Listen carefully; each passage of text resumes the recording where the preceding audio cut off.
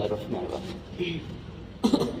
এক ব্যক্তি বলেন, একজন ফকির মৃত্যুর যন্ত্রণায় কাতরাইতেছিলেন। তাহার মুখের উপর বহু মাছি বসিয়াছিল।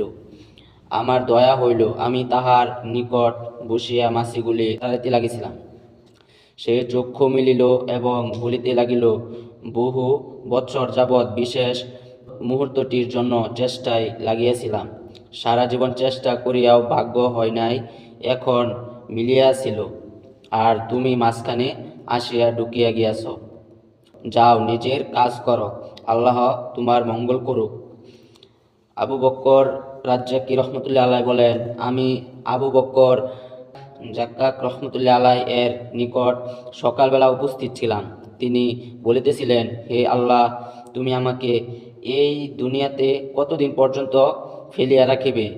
জোহরের সময় আসিবার পূর্বেই তাহার ইন্তেকাল হইয়া গেল।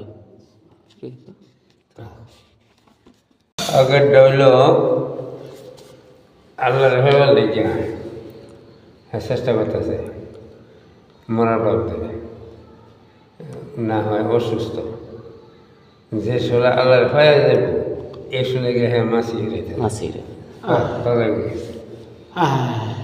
তেরে রেখল যে তুমি তো আমার অনেক দিনের সাধনার পর আমি পরে মিলে গেছি।